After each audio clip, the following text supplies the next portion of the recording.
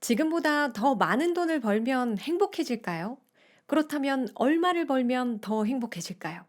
무조건 많으면 많을수록 좋을까요? 안녕하세요. 적은길의 돈말글 연구소 소장 적은길입니다. 여러분은 어떨 때 행복하다고 생각하세요?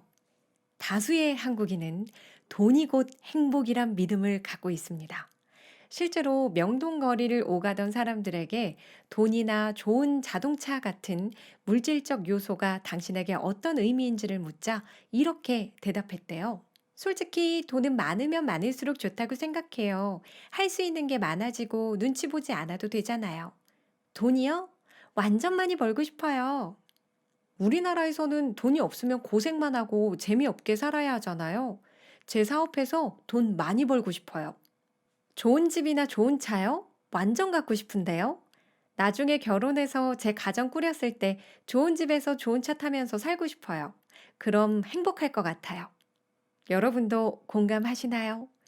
많은 사람들이 돈이나 물질적 풍요를 중요하게 생각했고, 그것이 행복에 큰 영향을 미친다고 믿고 있었습니다. 그런데 놀랍게도 한국과는 사회제도가 상당히 다른 나라들, 특히 행복 순위가 높은 나라의 사람들은 같은 질문에 이런 대답을 했어요. 물질적인 건 별로 의미 없어. 돈은 그저 사람들을 타락시킬 뿐이야. 이건 아이슬란드 사람의 말이에요. 풍족하지 않아도 지금 이 집에 사는 가족들과 함께 먹고 지내기에 충분하기 때문에 내게 돈은 그리 큰 의미는 아니에요. 이건 바누아투 사람의 말입니다. 물론 돈은 참 중요하지.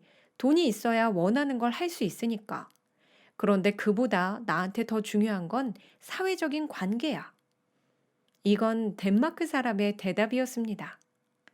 행복한 나라에서 살면 나도 행복할까? 란 책에 나온 내용이에요. 어쩜 이렇게 차이가 날까요? 돈이 곧 행복이라는 생각은 스스로 생존을 책임져야 하는 각자 도생의 원리가 지배하는 사회, 치열한 경쟁에서 살아남기 위해 홀로 고군분투해야 하는 사회에서 지배적인 믿음입니다. 돈을 벌지 못하면 생존이 불가능하니까요. 돈을 기준으로 사람의 가치를 평가하고 차별하고 무시하는 사회니까요.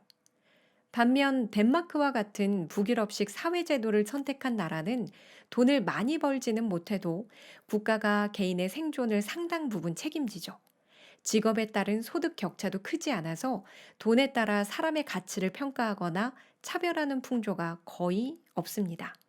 돈이 곧 행복이 아니라는 겁니다.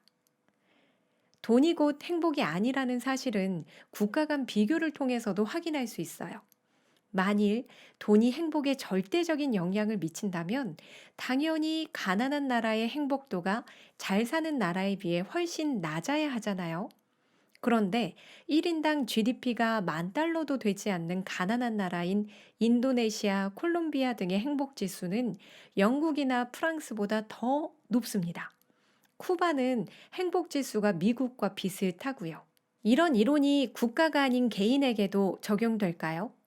적어도 한국과 같은 자본주의 사회에서는 돈의 영향력을 무시할 수 없죠.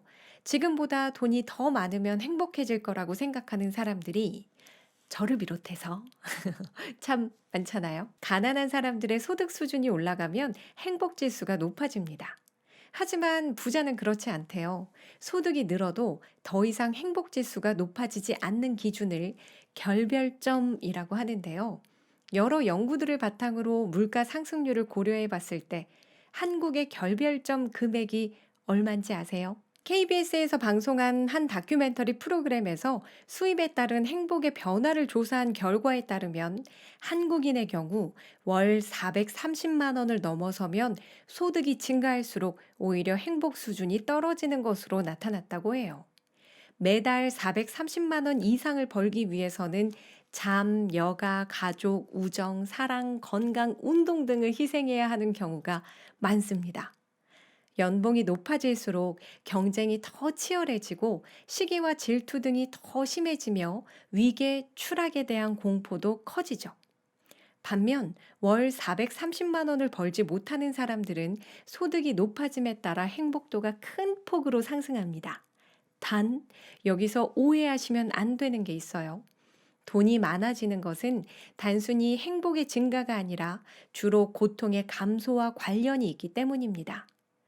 한국에서는 돈이 없으면 고통을 피할 길이 없습니다. 고통에 시달리는 사람이 행복할 수는 없죠. 돈이 부족하면 무엇보다 생존 불안에 시달립니다. 먹을거리, 입을 옷, 거주지 등을 마련할 수 없으니까요. 부조금을 낼 수도 없고 친구를 만나기도 어려워 사회 활동이 위축됩니다. 이 때문에 한국 사람들은 돈이 없거나 부족하면 끊임없이 근심과 걱정에 시달려요. 행복에 치명적이죠. 이와 달리 국산차를 타고 다니는 사람이 외제차 살 돈이 없어서 괴로워하는 건 생존 불안이 아니죠. 하지만 행복하지도 않아요. 이건 욕망의 좌절이나 존중 불안과 관련이 있습니다. 돈이 별로 없으면 돈이 많은 사람들에게 무시당할 가능성이 크니까요. 경제가 고속 성장하더라도 그것이 불평등을 만들어내면 행복 지수는 떨어집니다. 상대적으로 가난한 사람이 부자 동네에서 살면 행복 지수가 떨어져요. 부자들조차 자신보다 더 부자인 사람과 어울릴 때 덜 행복하고요. 이처럼 존중 불안을 기준으로 볼 때 소득, 즉 돈을 통해 느끼는 행복은 돈의 절대적인 액수는 아니고요. 상대적인 액수에 따라 결정된다고 할 수 있어요. 한국에서는 월 소득이 430만 원을 넘어서면 생존 불안은 큰 폭으로 줄어들지만 존중 불안은 거의 해결되지 않아요. 게다가 남들과의 비교에서 오는 고통까지 추가되기 때문에 오히려 행복도가 떨어지는 겁니다. 월 소득 430만 원은 100층짜리 위계 피라미드에서 60층쯤에 위치하게 해주는데요. 60층에 살더라도 나보다 더 위층에 살고 있는 사람들이 존재하고 이들에게서 존중받지 못할 것을 두려워하는 존중 불안이 사라지지 않는 겁니다. 그렇다면 우리는 어떻게 해야 행복해질 수 있을까요? 행복에 영향을 미치는 진짜 요소를 누려야죠. 그건 바로 자유입니다. 행복에 영향을 미치는 것은 돈이 아니라 자본주의 사회에서 작용하는 돈의 힘인데요. 돈으로 무엇이든 가질 수 있고 무엇이든 할 수 있기에 자유롭다고 느끼는 거예요. 가난하지만 개인적 통제 점수가 높은 사람들은 삶의 만족도에서 10점 만점에 7.85점을 기록한 반면 부자이지만 개인적 통제 점수가 낮은 사람들은 5.82점을 기록했습니다. 가난하더라도 자유롭게 살아가는 사람들이 부유하더라도 자유롭지 못한 사람들보다 더 행복하다는 사실은 행복에 영향을 미치는 것이 돈이 아닌 자유임을 시사하는 거예요. 일반적으로 자본주의 사회에서는 자유와 돈이 비례하긴 합니다. 하지만 돈이 많다고 해서 부자들이 전부 진정한 자유를 누릴 수 있는 건 아니에요. 자유가 행복에 엄청 중요한 요소인데도 요즘 사람들의 자유는 과거에 비해 더 축소되고 있습니다. 불평등이 심해졌고 경쟁에서 어떻게든 이기려고 자유를 잃고 있죠. 식사도 거르고 잠도 덜 자고 그러잖아요. 사람들은 다른 사람들과 끊임없이 나를 비교하는데요. 조금이라도 남들보다 더 낫다고 생각하는 게 있으면 만족해 합니다. 이 평가 기준은 대부분 돈이에요. 그래서 돈을 잘 벌면 잘 살고 있는 거고, 가난하면 잘못 살아왔다는 식으로 삶을 평가합니다. 제가 종종 보는 TV 프로그램 중에 나는 자연인이다 라는 게 있어요. 가진 게 거의 없는 것 같은데 산속에서 살면서 진짜 행복하다고 말하거든요. 여러분도 보신 적 있죠? 그 사람들만 봐도 행복이 돈 자체에 있다는 생각이 들진 않더라고요. 그런 점에서 돈이 더 많으면 행복해질 거란 생각을 고쳐볼 필요가 있을 것 같긴 합니다. 제가 오늘 영상에서 드린 말씀은 사회심리학자인 김태영 작가의 책, 가짜 행복 권하는 사회입니다. 행복과 돈의 관계에 대해 굉장히 흥미롭게 이야기하는데요. 행복에 관한 내용이 더 알고 싶으시다면 이 책을 한번 읽어보시길 추천합니다. 그리고 제 영상이 마음에 드신다면 구독, 좋아요, 알림 설정 꼭 부탁드려요. 여러분의 댓글도 환영합니다. 그럼 저는 다음 영상에서 뵙겠습니다.